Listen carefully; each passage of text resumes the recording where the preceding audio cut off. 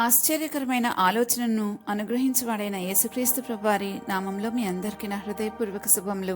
ఈ రోజు మన ధ్యానం లూకాసు వార్త 9వ అధ్యాయం 57 నుంచి 62 వచనాల వరకు. ఒకసారి చదువుదామా?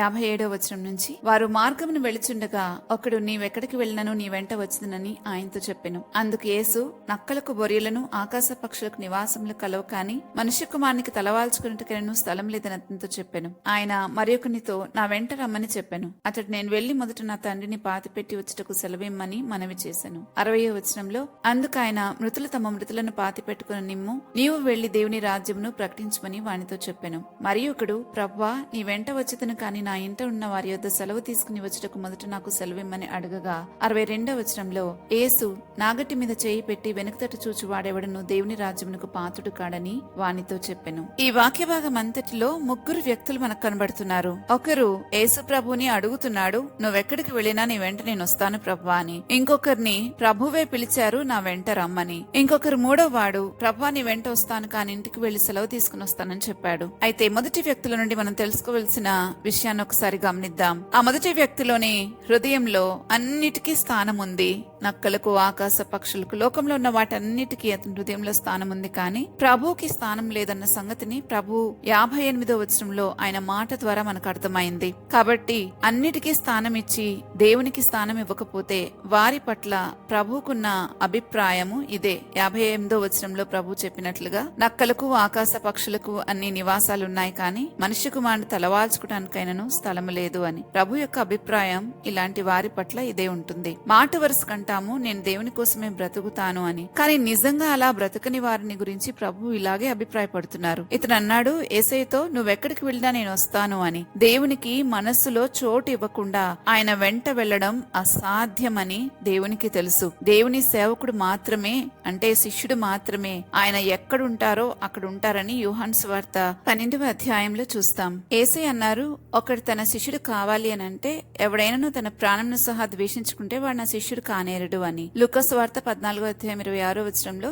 ఈ విషయాన్ని మనం చదవగలం. మరి ఇతను లోకంలో ఉన్నవన్నీ తెచ్చి తన హృదయంలో పెట్టుకున్నాడు, కానీ ఎవరినైతే ఫాలో అవ్వాలనుకున్నాడో వారికి కొంచెమైనా తన హృదయంలో స్థానం ఇవ్వలేదు అన్న సంగతిని యేసుప్రభు వారు ఇక్కడ గ్రహించారు. అలాగే యేసయ్యతో వెళ్లిపోదాం అనుకున్నాడు, కానీ అది అసాధ్యం. ఎందుకంటే ప్రభు దగ్గరకు వచ్చు వారెవ్వరైనా సరే పూర్తిగా తమ హృదయాన్ని ప్రభుకి సమర్పించుకుంటేనే ఆయనను వెంబడించగలరు. ఎందుకంటే యేసయ్యను ఫాలో అవ్వాలి అని అంటే మనము మన జీవితంలోని ఏదో ఒక భాగానికి మాత్రం ఆయనను పరిమితం చేస్తే అది కుదరదు. మనము మనలో మార్పులు చేసుకుంటే సరిపోదు, గాని నూతన జన్మ అనుభవంలోకి రావాలి, నూతన సృష్టిగా చేయబడాలి. అప్పుడు మాత్రమే శిష్యులుగా ఆయనను వెంబడించగలం. ఇంక రెండో వాడు యేసయ్య చేతనే పిలువబడ్డాడు, కానీ తన తండ్రిని పాతిపెట్టి వస్తానని చెప్పాడు. అప్పుడు ప్రభు అన్నారు, మృతులు తమ మృతులను పాతి పెట్టుకుని నిమ్ము అని.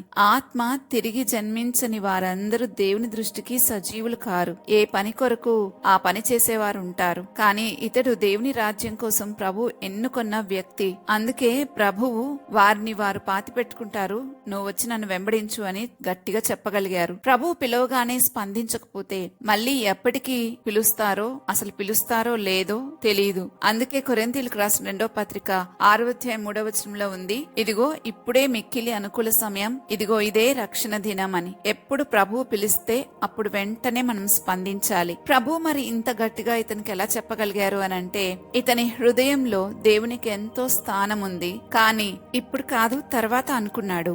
ఇంకా మూడో వ్యక్తి ఇంటికి వెళ్లి వస్తానని చెప్పాడు. అందుకు ప్రభు అంటున్నారు, నాగటి మీద చేయి పెట్టి వెనుకతట్టు చూచువాడెవడను దేవుని రాజ్యమునకు పాత్రుడు కాడు అని. దేవుని రాజ్యంలో వెనకున్న వాటిని మరచి ముందున్న వాటికై వేగిరపడకపోతే క్రీస్తు యేసునందు దేవుని ఉన్నతమైన పిలుపు కలిగే బహుమానాన్ని పోగొట్టుకుంటాము, గురిని కోల్పోతాము. ఈ సంగతిని మనం గుర్తుపెట్టుకోవాలి. లోతు భార్య కూడా వెనుకకి చూసి బ్రతుకును కోల్పోయింది.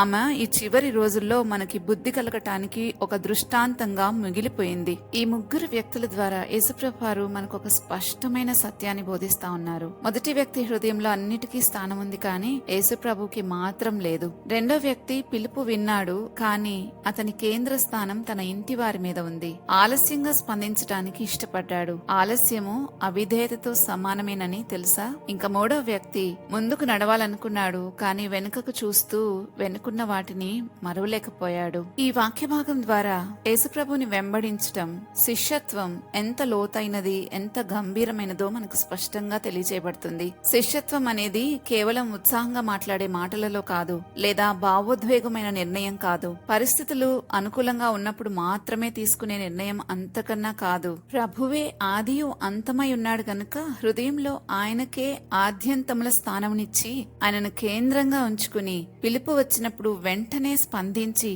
ఆలస్యం లేకుండా స్పందించి, వెనుకకు చూడకుండా ముందుకు సాగిపోయే జీవితం మనం కలిగి ఉంటే నిజంగా క్రీస్తుతో కలిసి నడవచ్చు. హనోకు ఇలాగే నడిచాడు. నడుచుకుంటూ దేవుని దగ్గరికి వెళ్లిపోయాడు. మనం కూడా అలాగే ప్రభుతో పాటు నడుస్తూ ఈ శరీరాన్ని విదిల్చుకుని ఆయనతో శాశ్వతమైన జీవితాన్ని జీవించొచ్చు. ఆ నిర్ణయాన్ని మనం ఈ రోజు తీసుకుంటే మనకది మేలు. ప్రార్థించుకుందామా? ఆశ్చర్యకరుడమైన మా ప్రభువా, నీకు స్తోత్రాలు చెల్లిస్తున్నాను. మా ఆలోచనకర్తవై నిరంతరం మమ్మల్ని నడిపిస్తున్న మా దేవా, ఏది నా తండ్రి మంచిదో, ఏది మేలైనదో, ఏది క్షేమకరమైనదో, ఏది ప్రయోజనకరమైనదో మాకు తెలియచేస్తూ నిజంగా వాటిని, అనవసరమైన వాటిని విడిచిపెట్టడానికి మాకు ప్రతిదినము బోధిస్తున్న తండ్రి, మీకు స్తోత్రాలు చెల్లిస్తున్నాను. అయ్యా, మీ మాట వినే బుద్ధిని మాకు పుట్టించండి. మాకు వినుబుద్ధి పుట్టించి నాయన ప్రతిరోజు ఈ లేఖనానుసారంగా బ్రతికే కృప మా పైన కుమ్మరించమని ప్రార్థిస్తున్నాం. మా సొంత శక్తి చేత ఇది సాధ్యం కాదని మేము ఎరిగిన వారమై నిన్ను అడుగుతున్నాము ప్రభువా. దయచేసి పరిశుద్ధాత్మ శక్తి ద్వారా మమ్మల్ని నడిపించండి. పరిశుద్ధాత్మ నడిపింపు నిరంతరము మాకు దయచేయండి తండ్రి. నీవు పిలిచిన పిలుపుకు వెంటనే లోపట్టానికి సహాయం చేయండి. ఆలస్యము చేయకుండా దేవా, ఏ విషయంలోనూ నా తండ్రి మరి జాగు చేయకుండా, వెనక్కి తిరిగి చూడకుండా తండ్రి, ప్రతి విషయంలోనూ నిన్నే ప్రథమంగా ఎంచుకుంటూ నాయన కేంద్ర స్థానం మీకు మాత్రమే మా జీవితాల్లో ఇచ్చి దేవా, మిమ్మల్ని వెంబడించే కృప మా పైన కుమ్మరించమని వేడుకుంటూ ఈ మనలన్నీ యేసుక్రీస్తు ప్రభువారి నామములో ప్రతిమాలుతున్నాము తండ్రి. ఆమెన్. రేపటి ధ్యానంలో మరలా తిరిగి కలుద్దాం. అంతవరకు దేవుని కృప మనందరికీ తోడైనను గాక. ఆమెన్.